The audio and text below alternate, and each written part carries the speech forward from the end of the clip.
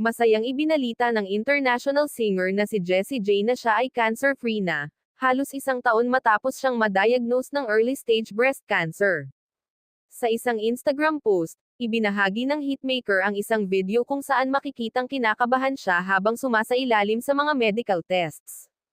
Habang naghihintay ng resulta, halatang hindi mapakali si Jessie at pinipilit pa niyang pakalmayan ang sarili sa pamamagitan ng pagkanta. Kwento pa niya, "I sobbed for hours and then exhaled for the first time in a year." Hindi na niya pinaliwanag pa ang kabuoang detalye ng kanyang kondisyon, pero ramdam sa kanyang pahayag ang bigat ng pinagdaanan at ang matinding ginhawang dala ng resulta. Matatandaan noong 2025, unang ibinunyag ni Jessie J na siya ay na-diagnose ng breast cancer, bago ang paglabas ng kanyang kantang No Secrets noong Abril taong 2025.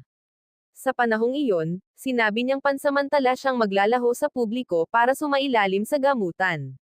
Kasunod nito, isinagawa sa kanya ang mastectomy at breast reconstruction. Si Jessie J, nakilala sa kanyang mga hit na Domino, Bang Bang, Do It Like a Dude, Flashlight, at higit pa.